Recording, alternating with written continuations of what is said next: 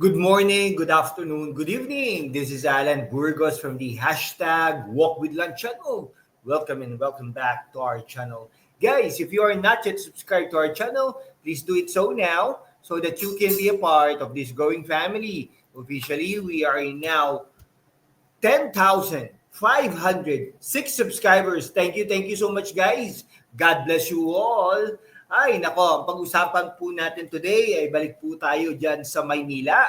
No, ang ating favorite na topic at talakayan dito sa ating programa na hashtag Walk with Lan.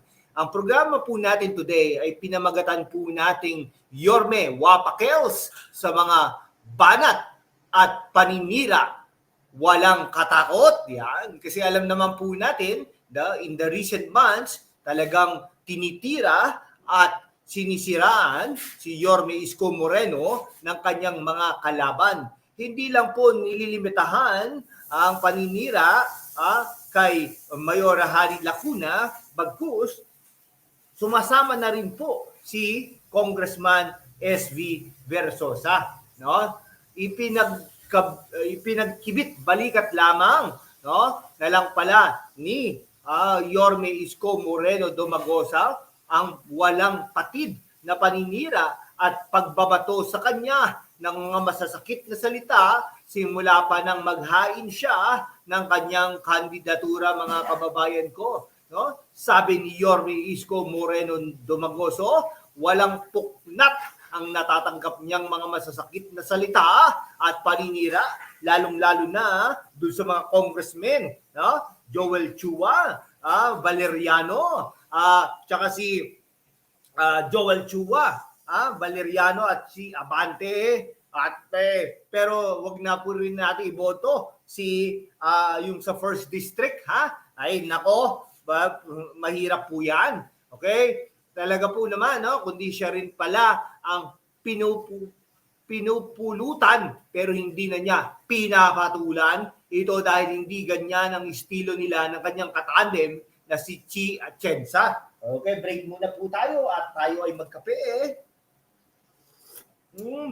Ang sarap ng kape, mga kababayan ko. Naniniwala ang dating alkalde na matatalino mga taga Maynila. Kaya sa halip na gayahin at magsalita rin sila ng masasakit na salita laban sa kampo ng kanyang makakatunggali, lumalapit sila sa tao at pinapaliwanag kung ano ang kanyang mga nagawa sa maikling panahon ng kanyang panunungkulan at kung ano pa ang kanyang mga maggagawin sakasakaling makakabalik bilang ama ng lungsod ng Maynila. Huwag kang mag-alala, Yorme Isko Moreno. Sigurado na ikaw ay magiging mayor ng Maynila. Yan po, marami na po tayong na-predict na mga politiko na mananalo ng senador, mananalo ng presidente, mananalo ng vice-presidente, mananalo ng mga mayor, etc. Kaya pag sinabi ni hashtag Walk with Lan na sigurado ng panalo na yan, mga kababayan ko. Yan po ang katotohanan dyan. Kahit po, balikan niyo pa ang ating mga videos in the past, sinabi na natin na mananalo ito.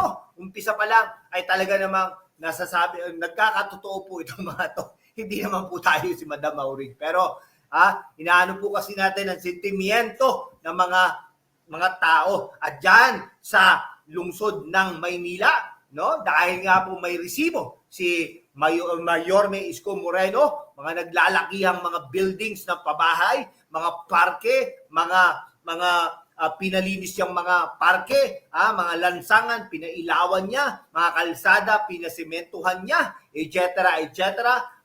Mga pinaganda niya mga ospital, no? Sana ganyan ang gayahin ng mayor diyan sa Pasig City, no? Pero ito hindi natin sinasabi na mananalo si Diskaya dyan sa Pasig City, Sinasabi natin, at least kung may laban man lang, no? Ay kung dati po kasi tinatambakan ang mga kalaban niya dyan. No, kung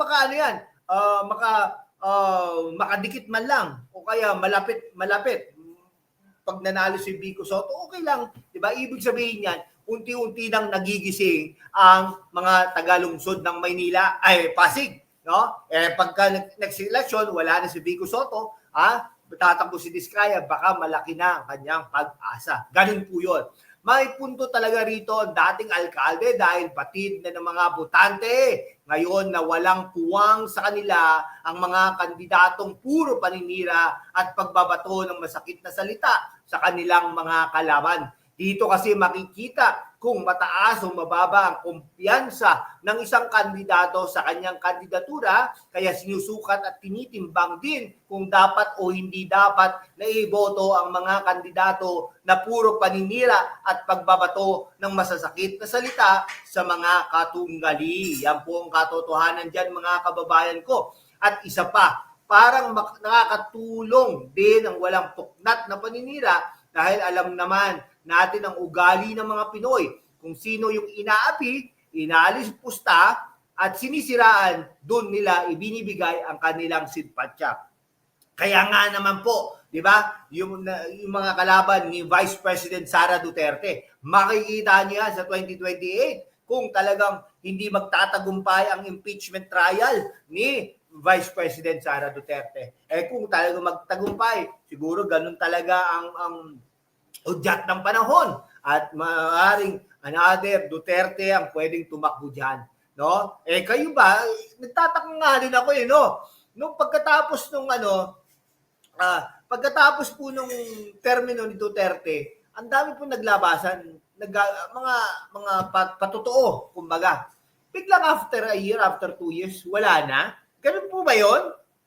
Naku, nanalo po si BBM because of continuity. Nakuha niyo po ba yun? Anyway, at ang isa pang parang nakakatulong doon ay walang puknat na paninira. Sa kaso ni Yorme Isko Moreno Dumagoso, kung binabanggit niya ang pagkikipit balikat sa mga tinatanggap niyang masasakit na salita, mukhang epektibo nga nila dahil consistent pa rin ang pangunguna niya sa lahat ng survey, no? Na inilalabas ng mga kilala at prestigiosong survey firm. Kaya nga po, di ba? Ibig sabihin, ang mga campaign managers niya, sila Mayora Hani Lacuna at SV Versosa.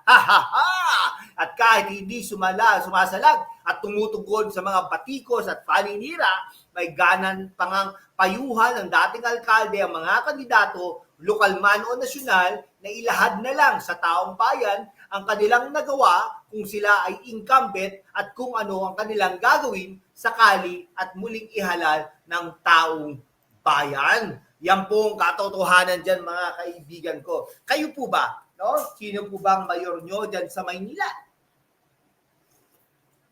Sino pong mayor nyo dyan sa Pasig? Sino pong mayor nyo dyan sa Caloocan? Sino po mga senador nyo? Sino po ang presidente nyo ng Pilipinas pagdating ng 2028? Yan po mga katanungan na dapat natin sagutin. Tandaan natin, kung naghihirap ka mga kababayan today, baka isipin mo kung sino ang inyong binoto nung nakaraang eleksyon. Maraming salamat po. Hanggang sa muli. Mabuhay. God bless you all.